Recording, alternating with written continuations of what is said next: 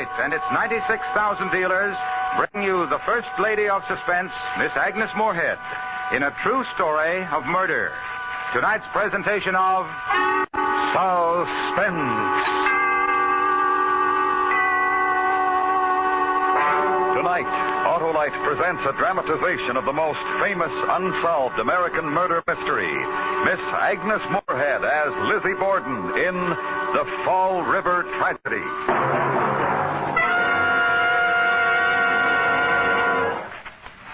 Hey, Hap, why the downcast look? My battery is dry, Harlow, and my car won't start. Well, Hap, that's one of the big reasons you should have an Autolite Stay Full battery, the famous battery that needs water only 3 times a year in normal car use. You mean? Why, the Autolite Stay Full has over 3 times the liquid reserve of batteries without Stay Full features.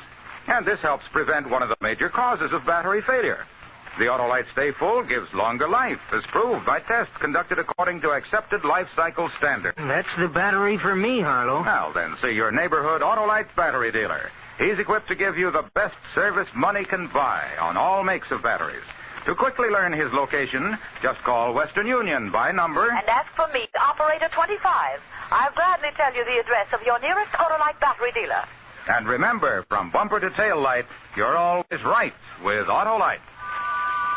And now, with The Fall River Tragedy and the performance of Miss Agnes Moorehead, Autolite hopes once again to keep you in suspense.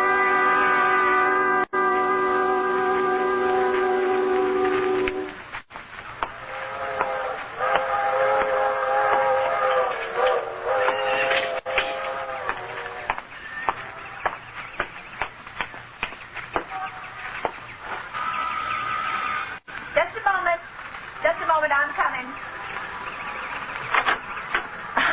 I was just bringing some tea from the pantry.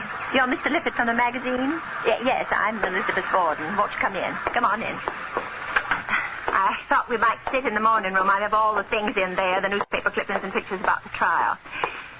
You may sit there, if you will. Lizzie Borden took an axe and gave her mother 40 whacks. Then she took another one and gave her father 41. That child followed you here.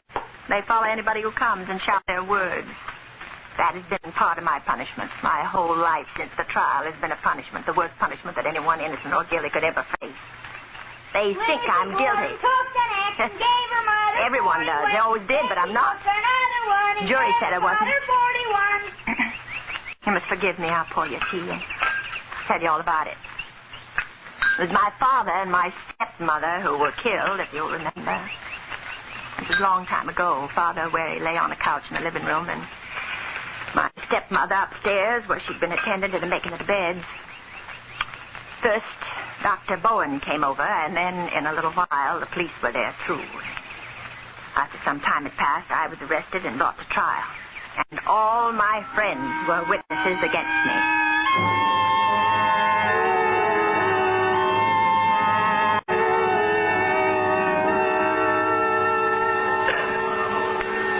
Please, Your Honor, Mr. Foreman and gentlemen of the jury. Upon the 4th day of August, an old man and an old woman, husband and wife, each without a known enemy in the whole world, in their own home, upon a frequented street in the most populous city of this county, under the light of day and in the midst of its activities, were first one, then another, severally killed by unlawful human agency.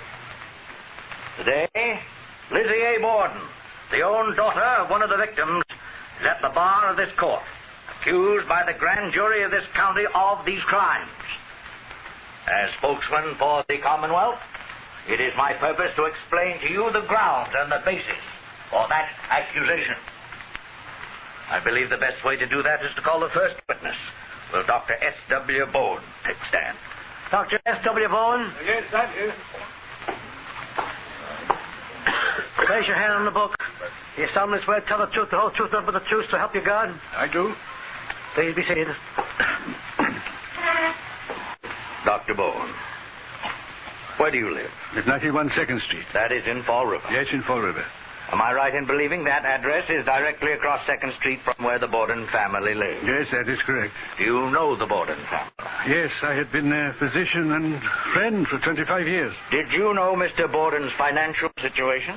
Financial situation? Did you know if he were wealthy or not? Mr. Borden's estate, I do not hesitate to say, is considerably more than $300,000. To be inherited by whom, do you know? According to his will, to be inherited by his wife.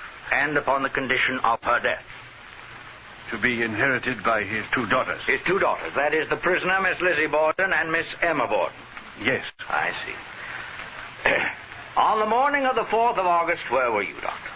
I was working in the front garden. How long had you been working there? Between 9:30, as I can remember, and the time I was called to the Borden house. Had you seen anyone enter the house? Only Mr. Borden. The deceased.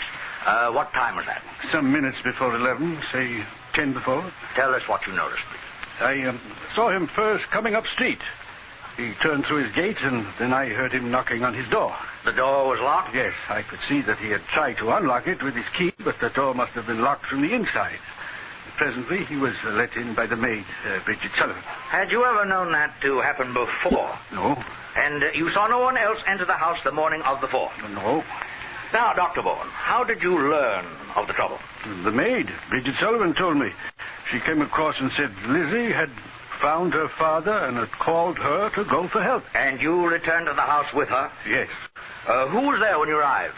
We went in the side entrance, which led to the kitchen. Miss Lizzie Borden and a neighbor, Mrs. Churchill. Do you remember what was said at that moment? Oh, yes, I do.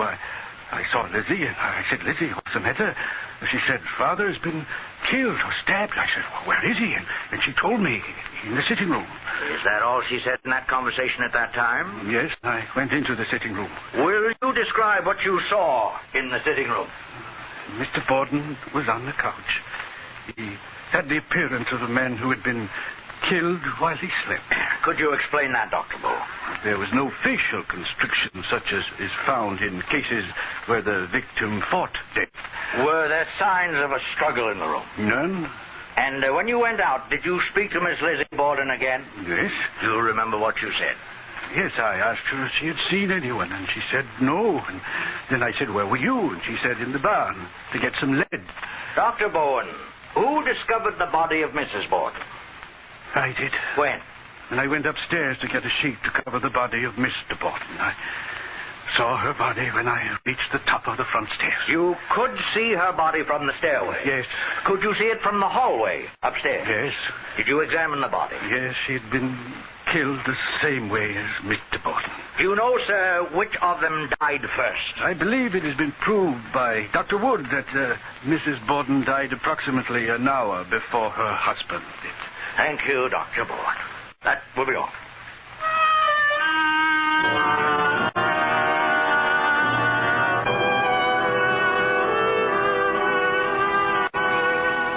And then she took another one and gave her father 40. This lawyer's name was Mr. Moody.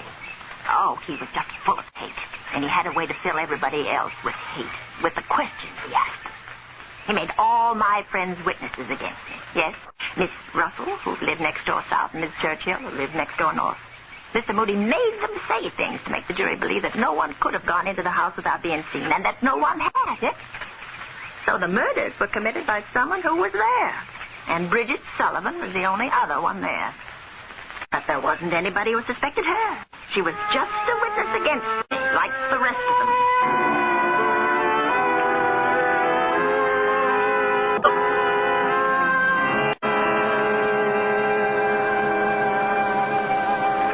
Bridget Sullivan. How long have you known the prisoner? I worked at that house for almost 3 years. Would you say they were a happy family? No, sir. Will you explain what you mean, please? There were feelings between Mrs. Borden and the two girls. Miss Lizzie, Miss Emma? Yes. Mrs. Borden was their stepmother. They didn't like her. Well, did they show their dislike in any definite way? Well, Miss Lizzie never called her mother. She always called her Mrs. Borden. Do you know why she did that? Or what started the feeling? Yes. There was an argument about some property. Mr. Borden gave some over to Mrs. Borden.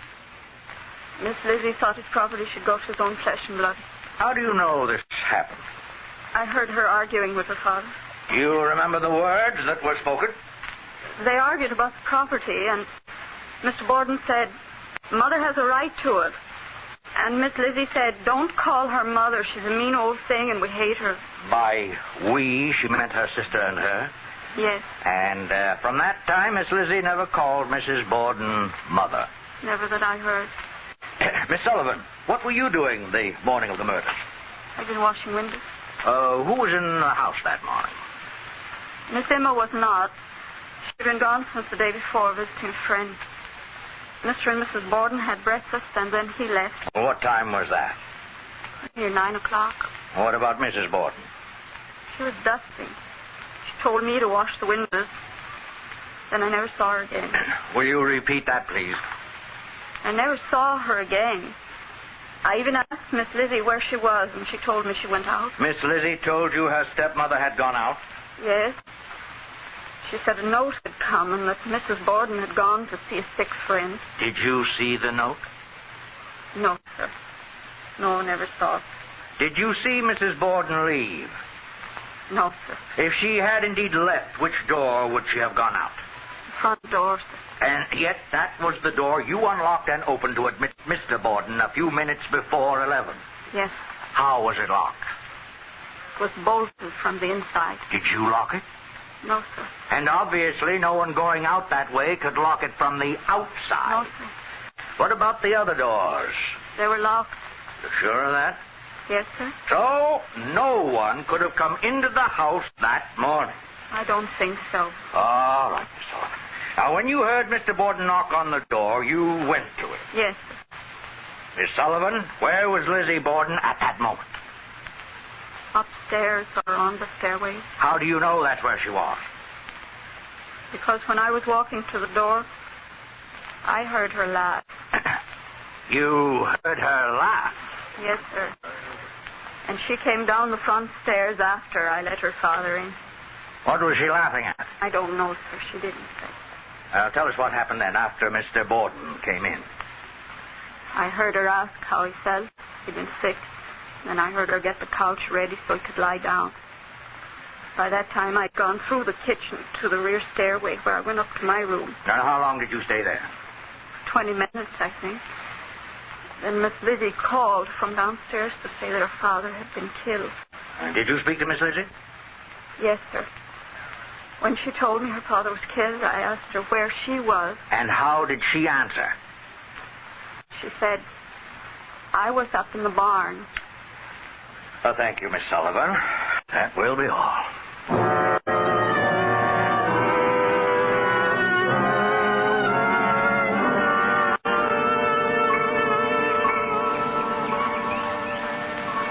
This lawyer, this Mr. Mooney, was awfully clever. You understand the Commonwealth had no physical evidence, nor any witnesses to the murders. And Mr. Mooney was trying to eliminate the possibility that anyone else could have done it, as they said. And I realized that innocence or guilt didn't make any difference anymore. Mr. Mooney would have tried to do the same thing no matter what. To turn my friends against me, my doctor and my servant.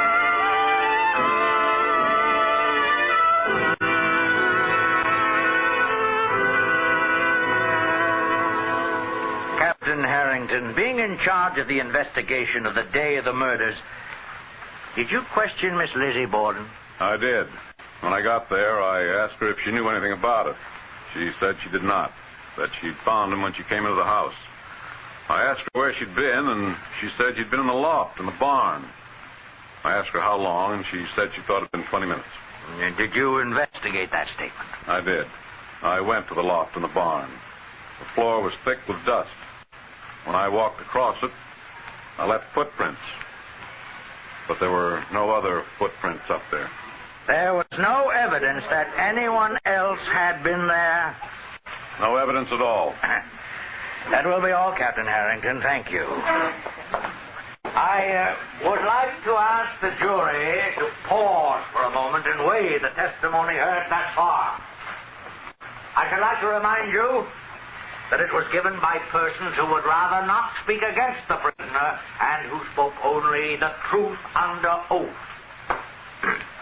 Now, I should like to ask the prisoner, Miss Lizzie Borden, to take the stand.